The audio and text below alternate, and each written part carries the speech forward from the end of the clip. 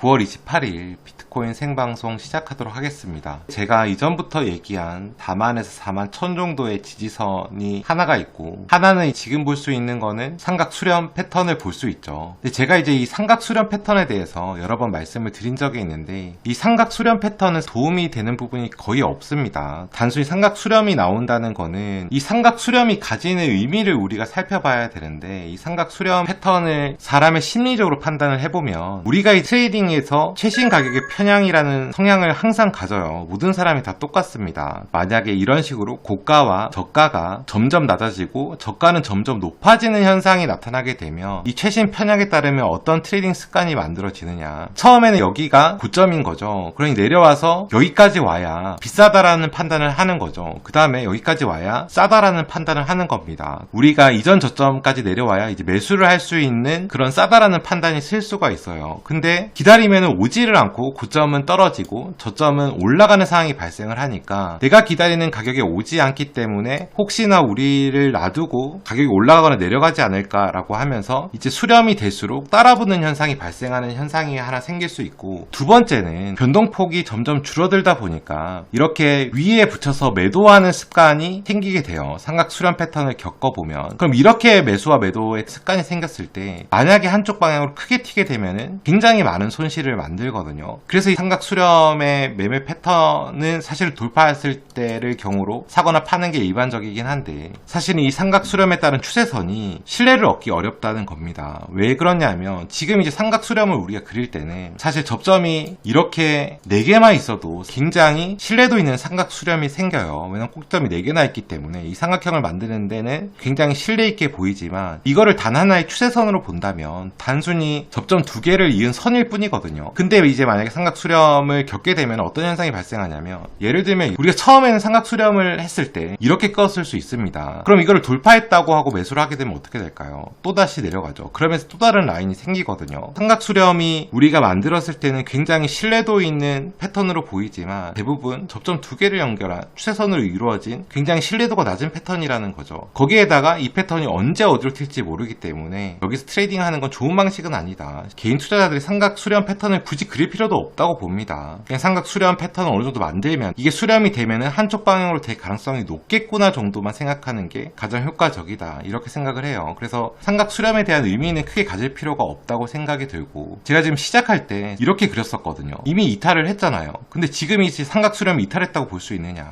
이렇게 쭉 빼서 올리게 되면 아직도 또 삼각 수렴이에요. 그게 판단하기가 굉장히 애매하다는 거죠. 그래서 이 삼각 수렴 패턴에 대해서 큰 의미를 가질 필요 없다라고 얘기할 수 있고, 지금 두 번째는 아래에 받치고 있는 지지선인데, 이제 제가 항상 지지선이나 저항선에서 강조하는 거는 지지를 많이 받는 가격이 뚫렸을 때가 가장 위험하다라는 겁니다. 이 지지를 많이 받았다는 거는 여기서 이제 매수 심리가 작동을 한다라는 얘기죠. 이 물량이 이 매수 심리를 깨고 내려간다라는 거는 여기서 매수 심리를 충분히 받을 수 있는 자리인데, 이제 여기서 매도할 필요가 없는 자리가 될 수도 있는 거거든요. 지지를 받치고 있는 구간을 깰 때가 사실은 가장 위험합니다. 하락 삼각형 패턴이 나온 건 아니에요. 아직까지 사실은 이렇게 완성이 돼야 여기서 매매를 할 수 있는 하락 삼각형 패턴이 나오는데, 여기가 이제 지지를 4번이나 했던, 아까 우리가 삼각 수렴에서는 접점 2개만이었지만 여기서는 지지를 4번이나 접점에서 받았어요. 그래도 나름대로 신뢰도가 있는 지선이기 때문에 이탈할 시에는 좀 매수는 자제하는 게 효과적인 방법이 될 수 있고, 만약에 이 추세선이 내려왔다가 다시 올라와서 여기 있는 하락 추세선을 돌파하지 못하고